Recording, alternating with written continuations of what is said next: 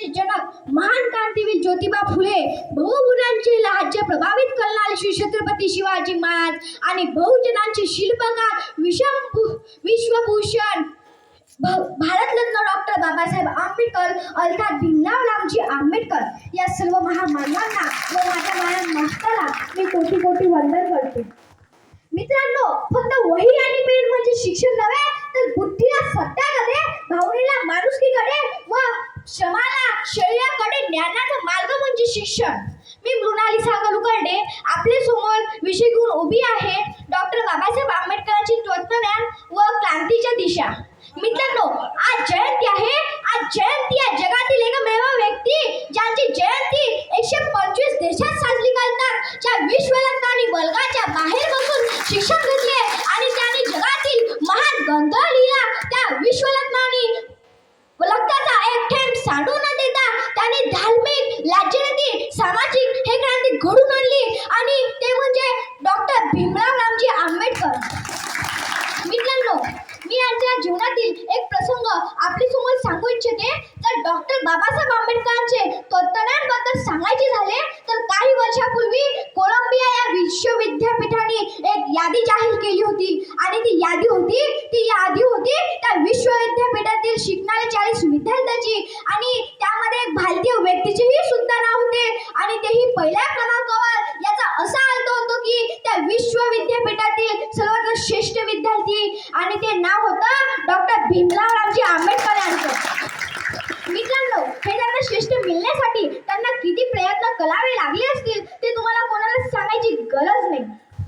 मित्रांनो, परिस्थिती मानवाला घडवत नाही व परिस्थिती मानवाला बिघडवत नाही. माणूसच परिस्थितीला घडवतो आणि माणूसच परिस्थितीला घडवतो. मित्रांनो, डॉक्टर बाबासाहेब आंबेडकरांचे आई वडील अब्जाधीश होते का करोडपती होते?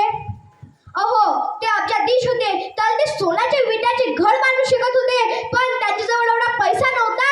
ते त्यांच्याजवळ डॉक्टर बाबासाहेब आंबेडकरांना पुस्तक विकत घेऊन देता येईल एवढे देखील पैसे नव्हते. लांबची उपाशी राहायचे पण लेकरांना पुस्तक आणून द्यायचे. हे तत्वज्ञानी व्यक्ती होण्यासाठी त्यांना किती हाल अपेष्टा सहन करावे लागले असतील ते तुम्हाला कोणालाच सांगायची गरज नाही. मित्रांनो, डॉक्टर बाबासाहेब आंबेडकरांचा सर्वात श्रेष्ठ गुण तुम्हाला माहिती आहे का?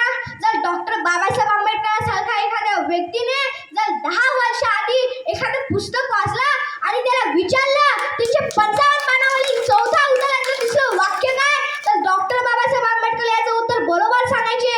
केवढी बुद्धिमत्ता! काही लोक म्हणतात त्याला वरून थोडी जास्त दिली असेल, नाही.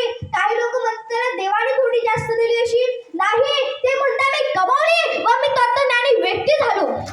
ते म्हणायचे की मी माझ्या परिस्थितीतून कमावले. माझ्या वडिलांची आर्थिक परिस्थिती एवढी चांगली नाही की ती मला एखादं पुस्तक विकत घेऊन देता येईल, म्हणून एखाद्या वेळेला जे माझ्या हाती पुस्तक पडलं ते पुन्हा पडेल का नाही पडेल. आताच असं वाचूया की पुढे ते पुन्हा त्या हातात घ्यायचं पुस्तक काम पडणार नाही. जर हा संदेश तुम्ही डॉक्टर बाबासाहेब आंबेडकरांचा आठवून ठेवला तर तुम्ही कदाचित जगाच्याही पुढे जाऊ शकता.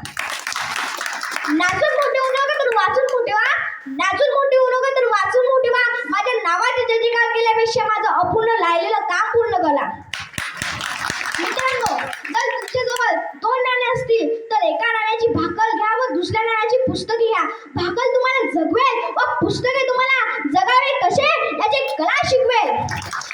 मित्रांनो, आपण जेवल्यानंतर होणारे समाधान हे तात्पुरते असते, तसं शिक्षणाची ज्ञानाची शिदोरी हे आयुष्यभर असते. जसं आपण पोटाची भूक भागवतो तसं एक पाऊल पुढे टाकून शिक्षण घेऊन बुद्धीची भूक सुद्धा भागवा. मित्रांनो, जसा उपासमार्गीय व्यक्ती अशक्त होतो तसा शिक्षण अपायी व्यक्ती दुसऱ्याचा गुलाम होतो.